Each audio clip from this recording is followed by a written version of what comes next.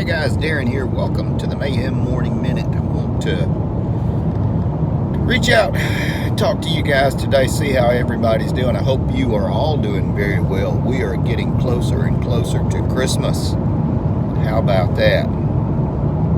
Clock is ticking down. Also, the year is coming to an end. What did you do this year? Since a lot of us had that extra time. That'll be for another video. But I was sitting here in the car and I was thinking, it's wintertime and it's cold and it's hard to find a good excuse to go outside. And I remember I used to sit in my grandfather's lap on these cold days, and we'd sit in front of that big old console TV, combination stereo, combination record player that everybody had in their living room. And I think my grandmother, I think she bought it with green stamps. And if you guys don't know what green stamps are, I can do a whole video on green stamps. That would actually be a fun video. You can still buy them off of eBay because they sell the books and everything. Man, we used to do a lot with those green stamps. But Granddaddy would sit there, and beside his chair he had a big stack of seed catalogs, and I mean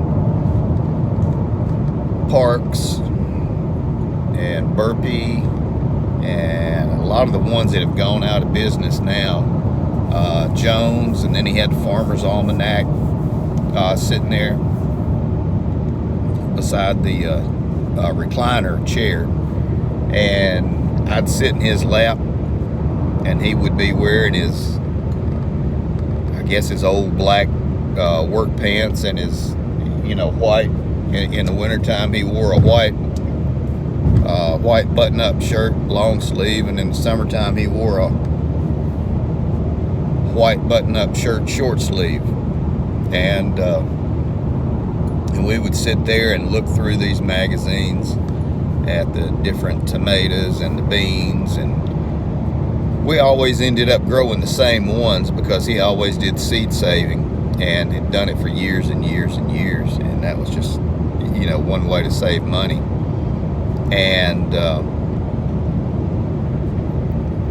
every now and then he would send off a money order to these companies. And remember, back then, guys, it took about 6 weeks. Allow 6 to 8 weeks for shipping. And you cut out the little thing and you mailed it with a self-addressed, stamped envelope. We called them SACES, self-addressed stamped envelope. And you would fill it out and send them your order. And you would wait. And wait.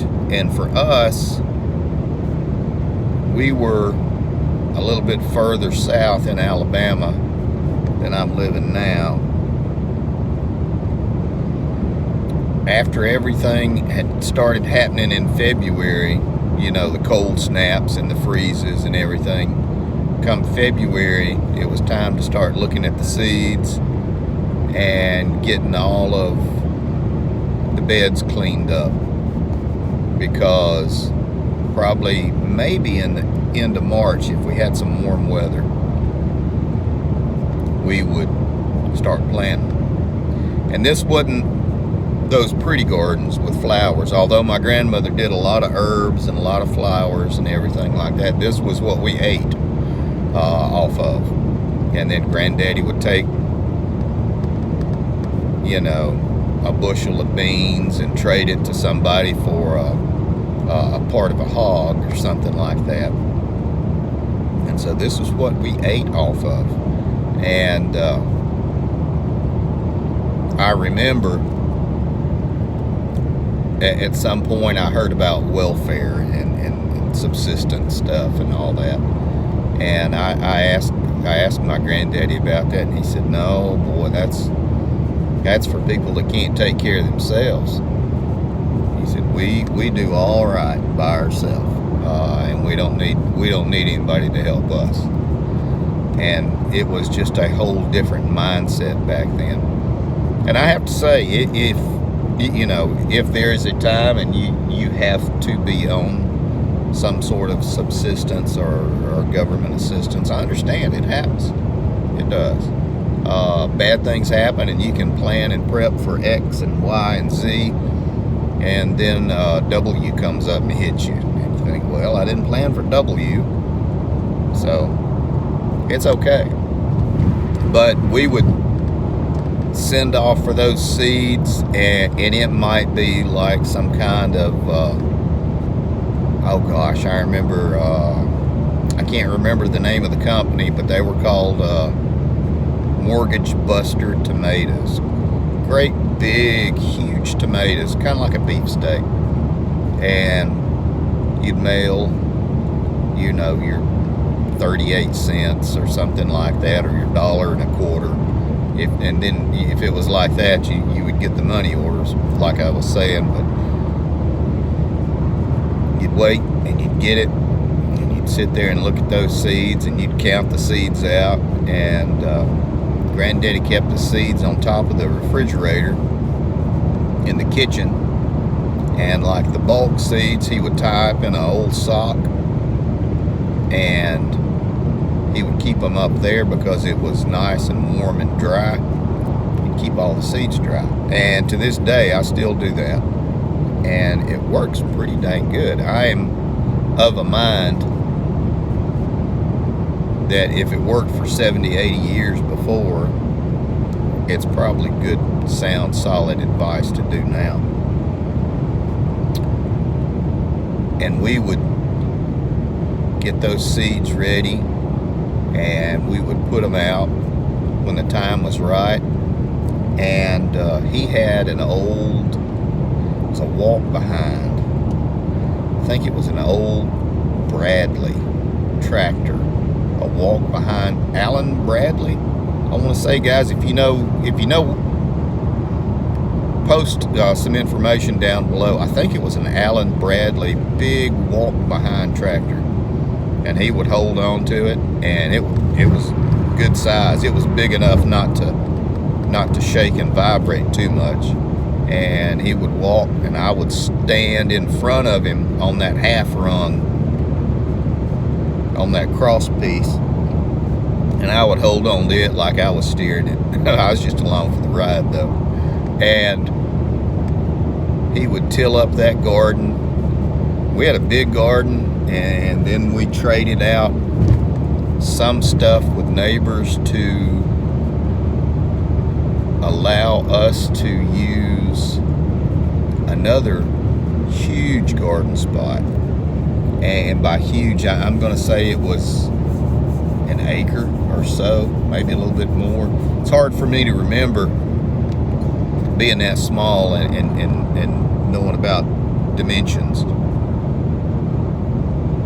But we would do that. And I remember one year he planted corn in that field, and we had so much corn, and so much corn, and so much corn. I cannot tell you how many bushels of corn I have cut, shucked, cut, and scraped with a spoon to make cream corn. My wife loves cream corn. That's probably why I don't like it, because I can remember sitting down and doing 13 bushels of corn for cream corn to can. That's a lot of cream corn. But we did regular cut corn, and then he dried some and did the popcorn with it. And then the biggest and best ears, he would always set aside probably about a bushel worth, which is a lot. And then we would let those things dry out, and we would twist shuck them, and that would be the seed that we would use for next year. So this was not any of the GMO or hybrid. This was just probably the same corn that they feed horses and the cows now, just regular old dent corn, which I guess some people don't care for it nowadays. I ate a bunch of dent corn, D-E-N-T, dent corn, when I was little. And in our preps, I probably have about 100 pounds of it shelled, vacuum sealed and stored, because you can eat it and you can plant it. It lasts forever. Well, you know, they've opened up a lot of the Egyptian pharaohs' tombs and found corn, barley, and wheat, and they've determined that the seeds are still viable, and they have indeed planted the seeds from those caves and tombs, and it grows as long as you keep it pretty good. But we did that, and we did tomatoes, okra, potatoes, onions, garlic. He had a garlic patch and an onion patch, which is something I'm going to do this year and start it. And we never had to plant onions or garlic again, because he'd been growing the same ones for 10-15 years and just letting them reseed. So whenever you wanted garlic or onions to cook with, you would go out and pull up an onion. And the patch was probably 10 feet around, big old circle, and the garlic was about the same. And that went a long, long way. Every now and then he would get crazy and do sweet potatoes and something like that, but it was just mainly the staples that we always used. A lot of greens, turnip greens, collard greens, mustard greens. We ate a lot of poke salad. He didn't. He always said poke salad was cow food, which a lot of people did feed it to their cows, but it was good. And if you know how to cook it, and I know how to cook it, it is some good stuff. Y'all, for those of you who don't know what I'm talking about, it's Pokesalat is the, I guess, the official word, but down around the house we called it poke salad, S-A-L-A-D.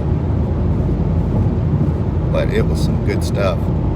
And you throw in a piece of ham, a foot, or a nose, something like that. Yeah, I've eaten that, and pig ear sandwiches and all kinds of stuff, and they were good.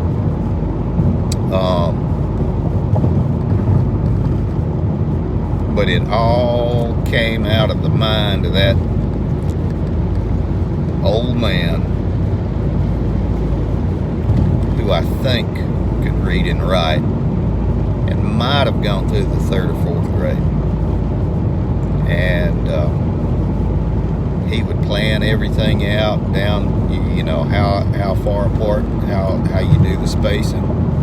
And it's just amazing what he did. What I struggled with, but that was some good stuff. I remember that, and opening the seeds up that came in the mail and counting them. That was really good stuff. I hope to do that with my grandchildren. It was hard for me to do it with my children because I wasn't in a place physically or mentally to do it with them.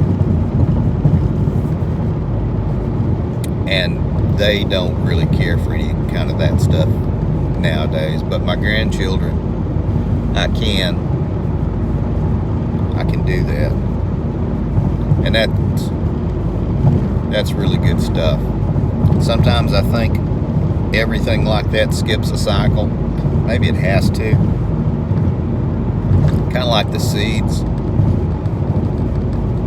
They don't plant right after you put them in the ground. Sometimes it takes a season to let those seeds grow. And it depends on where those seeds are planted too. That has a lot to do with it. Alright guys, we're going to wrap this up. But if you have the time and the space, and if you don't have the time and the space, maybe you need to make the time and the space. Start planting seeds. Take care of you people.